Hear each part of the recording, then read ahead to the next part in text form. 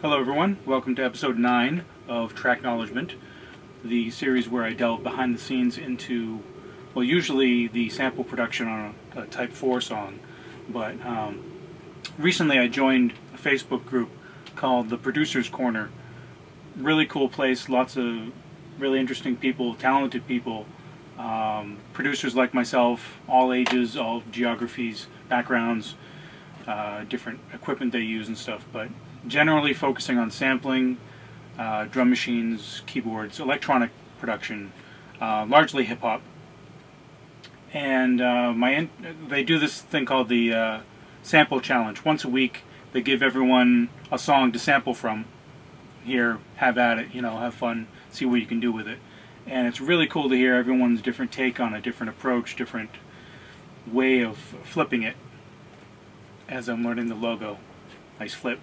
So I joined up, had fun for a week. I did my sample challenge entry last week, which was a Shaolin Afronaut song, and I won.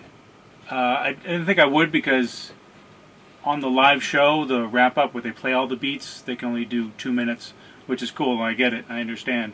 I had, I think, 70 entrants last week, and mine was 4.5 minutes long, so they didn't play the whole thing on the show, but the judges really liked it. They listened to the whole thing. So you can check that out on SoundCloud. It's called Kicking Up Some Dust. The Producer's Corner Sample Challenge number 94. And I won. So thank you very much. Thank you to Chris McManus, who runs the page, for Christian for inviting me in the first place. He saw me over on some other lamentable hip-hop page and invited me. He's like, come to the bright side, come to the dark side. Really, the producers in their little dark rooms with blinky lights, that's me. So and since I won, I'm not actually going to get to win the next one, which is absolutely fine. I mean, it was amazing to win on my first try, and I was really honored to be among, there's like a top 5, and they're all great pieces of music, great producers, so that was a lot of fun. And but that doesn't mean that I wouldn't make one this week, but I'm just gonna, it's only 2 minutes long, so this video shouldn't be that long. I've already rambled for 15 minutes probably, but I just wanted to do something short and sweet and fun. And this week it was, the challenge was Barry White's Love Serenade, and you could use the whole track, part 1, part 2. They have the whole track available for download. It's like 7.5 minutes long or something. So I did that, I grabbed that, and I could tell the parts that people were going to sample. And part 2 has this cool beat. Part 2 really is just like a groove. Could have picked any of that. I picked a part later in part 1 where everything's kind of romping, just going all at once, and it's almost, it approaches disco really, like Philly soul, kind of that fine line between the Philly soul dancey, smooth strings, simple beat, and disco, which was, the next day. And certainly Barry White got into disco. So I grabbed Love Serenade, and first I'll play you. So alright, so I'll play you the bit that I grabbed. So I'll play it. I'll solo it with no effects on it. So, sorry, hang on. Turn the effects off.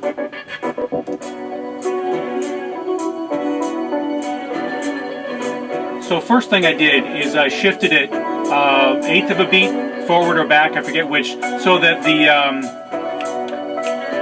hi-hat was on the offbeat, making more of a disco-y kind of EDM, trance, techno kind of pattern to it. If you do the downbeat, which isn't the downbeat of the song, but I shifted it. Now, what you're listening to, all one sample. I grabbed this huge long sample, and I didn't quantize it, but I went through and I grabbed all those hi-hats, certainly. Any of the bits, there's no bass and snare, there's just music. But I put all the slices on beat, but I let the spaces between the slices roll more naturally, so rather than just quantizing it all. I don't know how different that is, how different the process is. If you quantize it, like throw a 50 or 75% quantize on it, is that gonna? Oftentimes I just find it makes it awkward, and I have to fix something anyway. So these days, what I do is I go into the waveform and I just grab the little bits, put them on beat. So that's the loop on its own. What I did is I programmed a noise gate, a repetitive noise gate in Reason, and applied it to it, and it came out like this.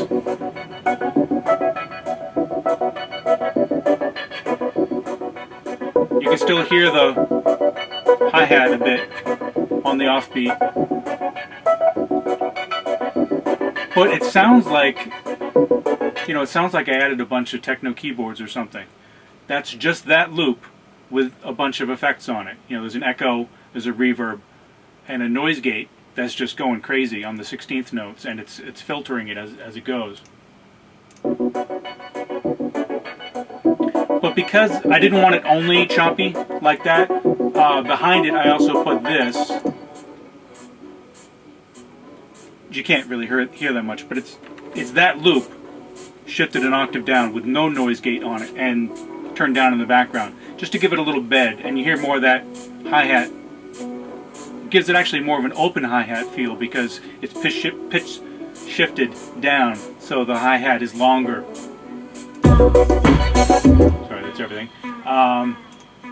So there's those, and then after that loop goes for a bit, what I did is I had filtered those loops to not have any bass, but I grabbed the main loop and filtered it only bass, and that comes in after the first bunch of beats.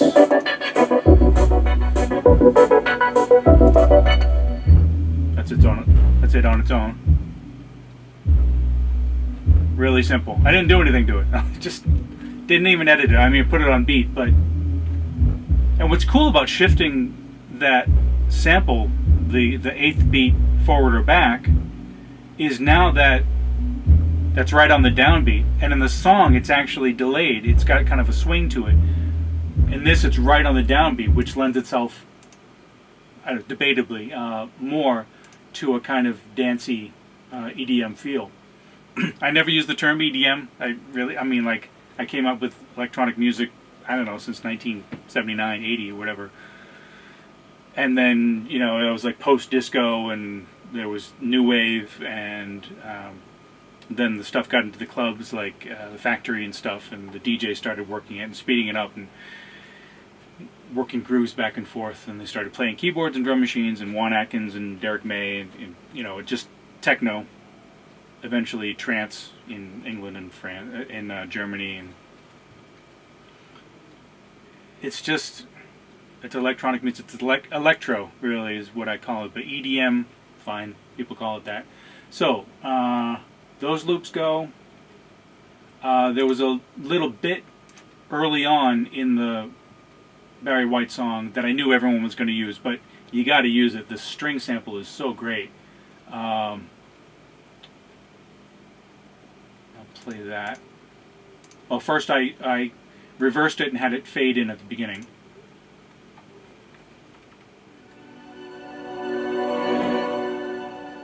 So I just have that on the main downbeats. But then there are these accents. What's cool about those, they go like everyone slid on their strings.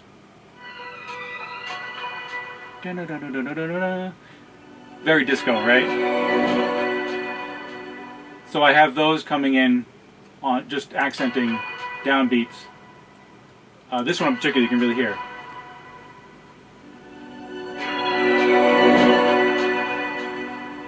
Little things like that.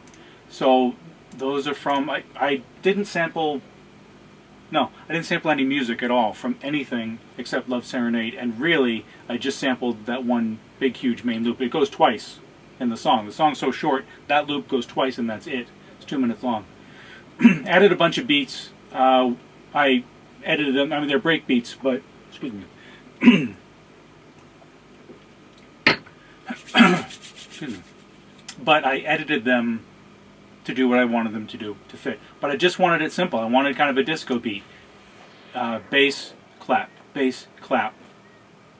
and I really wanted that clap, so I have a couple of different claps, and I added my own claps on a drum machine, and that is this stuff. Simple, real simple. That's added to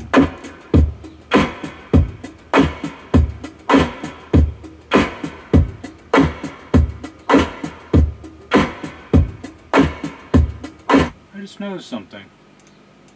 That is really odd. Did I turn? No? What happened?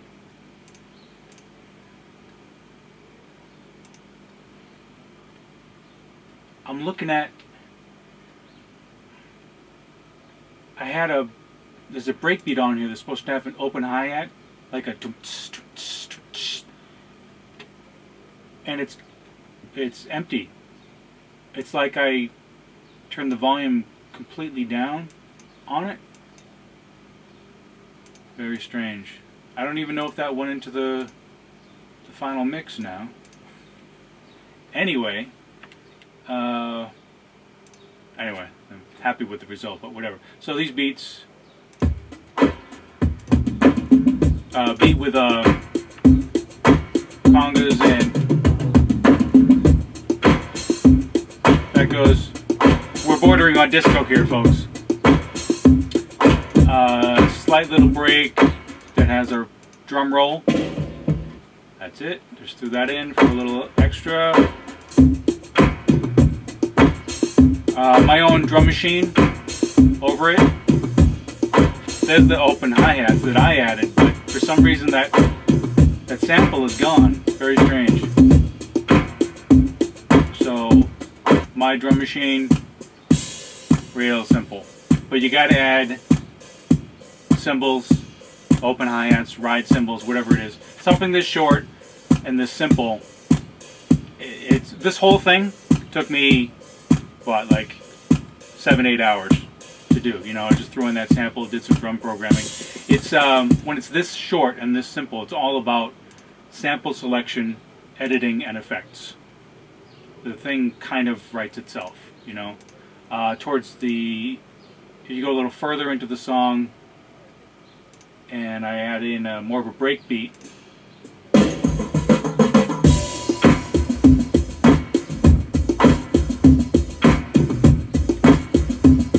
Add in the main loop.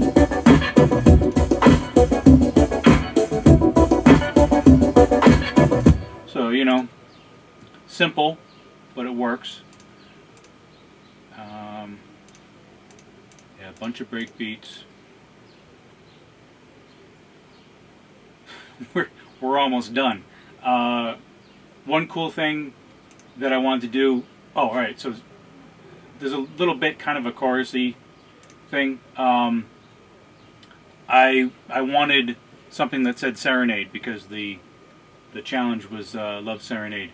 So I did what anyone would do and did a lyric search online for Serenade, for rap lyrics, and I found Pusha T, Sweet Serenade. Pusha T, I've heard his name, but not my bag, baby, as they say. But he had this line right before the choruses: gunshots in the dark, in the night, like a sweet serenade, which doesn't mean anything for this song, gunshots and all that. But, you know, he says sweet serenade. So it's a fairly slow rap song, and this is a fast beat, so rather than doing it on beat where I would have to speed his voice up, I slowed him down, so he fills a whole gap here. Shots in the dark like a sweet serenade. Put some echo on it. It was so awkward. I had to quantize. He has like a really snappy snare in there. I had to quantize that. I had to cut it off before the chorus guy starts singing, and it was already so awkward that I had it fade in with like a like I rolled his voice in little trill. So, just to make it a little more interesting. So that goes twice. That goes at the beginning and at the end. Towards the end, when it comes in again, what I did is took all those beats that you were hearing, and for the very last measure, I pitch shifted everything out by half, so it suddenly slows down. 2-minute song, I wanted a lot to kind of happen. So this beat's going here.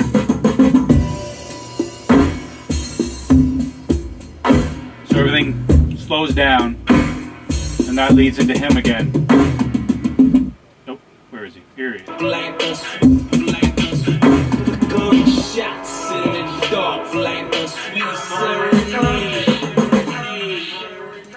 So that's that. There's two other things. One, this really cool vinyl effect, like a vinyl stop and start. You can apply it to a loop, and you hit a button, it goes and starts going. Or, more usefully, really, you can have the loop going and click it, and it'll stop as if you click stop on a Technics 1200, and you can choose how long you want that stop to go. You can go click and it goes, or and it just stops. I did, I think, 2 seconds, and I applied it to all the main loops. So I'll play those. All these, the bass and the main loop. I applied it to all of it here.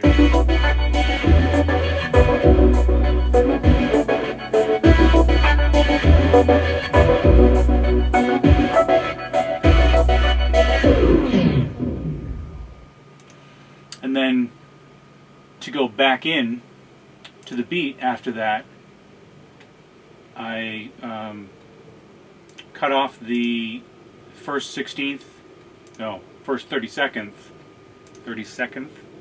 of all the beats and had them roll in. So it goes like this.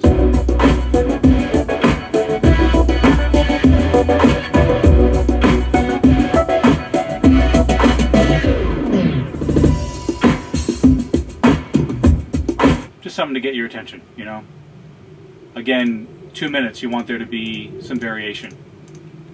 You can, obviously, I could have just looped that thing and said, here's my idea. Maybe I'll do something with it someday. That day was yesterday, so. And one other thing, so it's Barry White, and I wanted to have some kind of funny Barry White sample, and I went back to the Whacking Day episode of The Simpsons from season 4, which is often called the best season of the best show in television history. That's only part of it, I guess. The monorail episode, Marge versus the Monorail, I think it's called. It's called the best episode of the best season of the best television show in history. Anyway, so I took, I don't know, the third or fourth best episode from that season, Whacking Day, and I soloed out Barry White talking to the crowd. Ladies and gentlemen, my unlimited love to y'all. Hey, what is this all about anyway? And that goes at the beginning, and the string my unlimited love comes to in. y'all. Hey, what is this all about anyway? And that's how the thing starts. And at the very end... Were they even listening to me? I don't think so. And that is it. That's everything I did on that. Honestly, the noise gate did most of the work. So thanks again to everyone at Producer's Corner for voting, or however it works. Gavin, I think, was the winner last week, so he must have put me in the top 5, so thank you for selecting my beat last week for the winner. This week, just fun. Hope you enjoy it. Some people have already heard it and they like it, so I'm really liking the stuff I'm hearing so far, and I look forward to putting in my 5 cents, as it were. Thanks very much. I'll see you on next episode of Tracknowledgement.